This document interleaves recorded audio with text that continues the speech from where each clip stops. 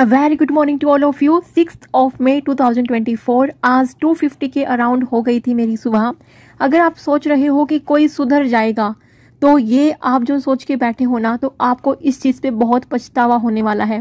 People never change. लोग कभी भी नहीं चेंज होते, नहीं सुधरते। अगर कोई भी चीज़ चेंज होती है वो है आपकी सिचुएशन। मेरा 30 सालों का एक्सपीरियंस से मैं बता रही हूँ।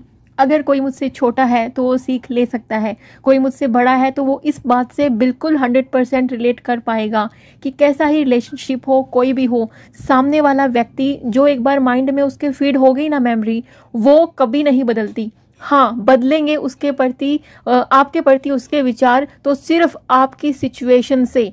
बंदे कभी नहीं बदलते, सिचुएशन बदलती है। कोई इंसान आज आपको परेशान कर रहा है, कल ही वो आपको सपोर्ट करेगा। इसका मतलब ये नहीं है कि उसका माइंड चेंज हो गया, उसकी सोच चेंज हो गई। नहीं, आपने अपने हालात बदले हैं और जब आप अपने हालात बदलोगे ना तो सब कुछ चेंज हो जाएगा। लेकिन बिना अपने हालात बदले अगर आप इस आस में बैठे हैं कि सामने वाला आज नहीं तो कल बदलेगा, तो ये आपकी बहुत बड़ी गलतफहमी है।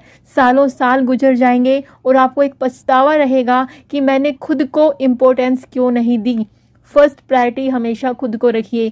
फैमिली इंपॉर्टेंट होती है, बच्चा बहुत इंपॉर्टेंट होता है, लेकिन जब आप खुद को प्रायोरिटी नहीं दोगे, आप इन चीज़ों को प्रायोरिटी नहीं दे पाओगे। कहने के नाम पे प्रायोरिटी दोगे लेकिन खुद भी दुखी होती रहोगे और दूसरों को खुश नहीं रख सकते जब तक खुद खुश नहीं हो।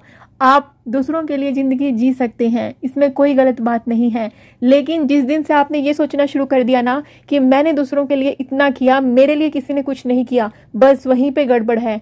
इसीलिए ऐसी सोच कभी हो ही ना आपकी, ये चीज़ें मन में आए ही ना।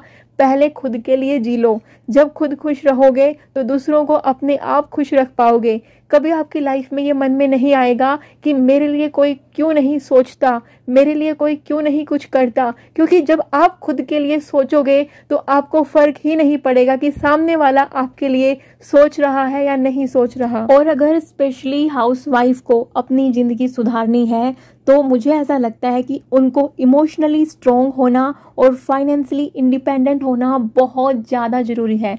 जब तक आप इमोशनली वीक रहोगे, जैसे मेरे पास बहुत सारे कमेंट आए हैं कि कोई हमें कुछ बोल देता है, हस्बैंड हमें इग्नोर करता है या फिर हमें इंसल्ट करता है, हमें बहुत बुरा फील होता है, कहीं पे इन-लॉज इंसल्ट करते हैं, तो बहुत सारे कमेंट हैं इस तरीके के।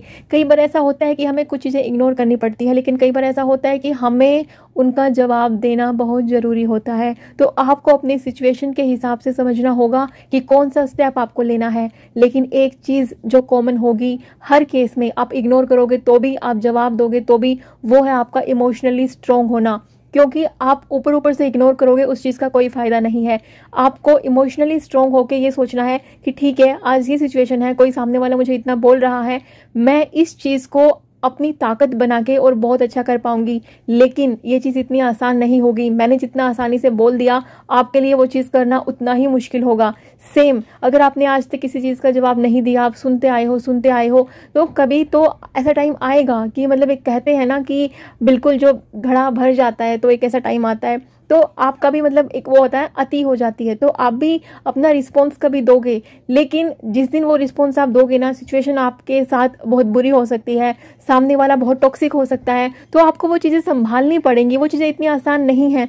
उसी चीज़ के लिए बोल रही हूँ कि स्टेप आपको कुछ भी लेना हो अपनी लाइफ में कुछ अच्छा करने के लिए, आपको स्ट्रॉन्ग होना बहुत ज़रूरी है। इमोशनली आपको स्ट्रॉन्ग होना ही पड़ेगा, उसके बिना आपका काम बिल्कुल भी नहीं चल सकता। इमोशनली स्ट्रॉन्ग हुए बिना आप सोच रहे हो कि आप अपनी लाइफ चेंज कर लोगे तो ऐसा नहीं हो पाएगा। आप आज एक वीडियो देख रहे हो, कल दूसरा देखोगे और अपनी ज़िंदगी को ऐसे ही कोसते रहोगे कि काश मेरे साथ ऐसा होता, काश मुझे फैमिली सपोर्ट करती, हस्बैंड सपोर्ट करते। इस तरीके के इतने सारे कमेंट्स हैं मेरे पास, तो उन सभी कमेंट्स का जवाब मैं इस वीडियो के जरिए दे रही हूँ कि लाइफ ऐसे नहीं जी जाती है। काश, हर चीज़ काश वर्ड पे डिपेंड नहीं होती है। कोई चीज़ आपके पास नहीं है, वो चीज़ खुद से करने की कोशिश करो। पहले दिन बहुत टफ लगेगा, दूसरे दिन टफ लगेगा, लेकिन धीरे धीरे, जैसे आपने सालों साल गुजार दिए ना इस काश में, अगर आप एक एक दिन उस चीज़ को यूटिलाइज करते और सोचते कि मैं अपने हालात को कैसे बदल लूँ, आपको बदलने तो हालात ही पड़ेंगे। कोई इंसान आपके लिए चेंज नहीं होगा। आप अपने हालात से दूसरों को चेंज कर सकते हैं। टू बी वेरी ऑनेस्ट, अगर आप मुझसे पूछें कि क्या मेरे जो रिलेटिव हैं, परिवार वाले हैं, वो बदल जाएंगे कभी भी, मेरा आंसर होगा नहीं। लेकिन क्या मेरा वक्त बदलेगा? हाँ, वो आपके हाथ में है।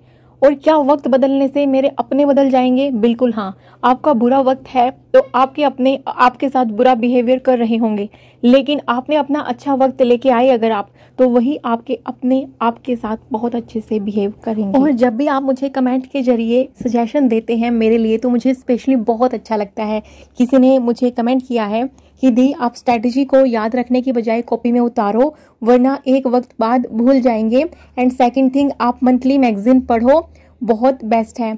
डियर, मैंने मंथली मैगजीन पढ़ना स्टार्ट किया था और मैं वो करूंगी, लेकिन अभी मैं डेली करंट अफेयर कर रही हूँ। फिर जब मुझे रिवीजन करनी होगी ना करंट अफेयर की, वो मैं मंथली मैगजीन से ही करूंगी।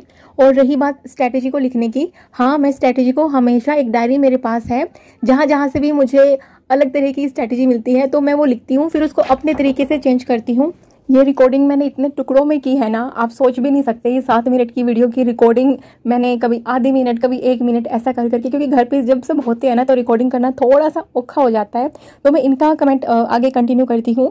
इन्होंने फिर सजेस्ट किया है कि आप फिल्टर का पानी ना पी के अर्थिन पॉट का पानी पियो। डियर, मैं मटके का पानी पीती हूँ और थैंक यू ये कमेंट करने के लिए। आपके कमेंट के जरिए मुझे याद आया कि हाँ यार, मुझे पॉट अभी निकाल लेना चाहिए। और मुझे भी अच्छा लगता है मटके से पानी पीना। मैं गर्मी में कभी भी फ्रीज का पानी नहीं पीती हूँ, मैं इवन फ्रीज में पानी रखती भी नहीं हूँ। और थैंक यू सो मच आपके कमेंट के जरिए। मैं तो मतलब याद आ गया मुझे, नहीं तो मैं भूल ही गई थी कि हाँ यार, मतलब गर्मियाँ आ गई हैं, अभी मटका निकाल लेना चाहिए। लेकिन thank you so much for your valuable suggestion. और जो भी आप सब मुझे सजेशन देते हैं मैं उनको ज़रूर लाती हूँ। आप में से मुझे बोला था किसी ने कि आप लोग मुझे देख के पढ़ाई कर रहे हैं, यानी कि यूपीएससी के टॉपिक मैं शेयर करूं ताकि आप भी वो कर पाएं। डियर, आजकल तो मैं स्ट्रैटेजी देखने में ज़्यादा बिजी हो रही हूँ, क्योंकि मुझे लग रहा है कि कहीं पे मैं कोई गलती ना कर रही हूँ, उसको सुधार लूँ।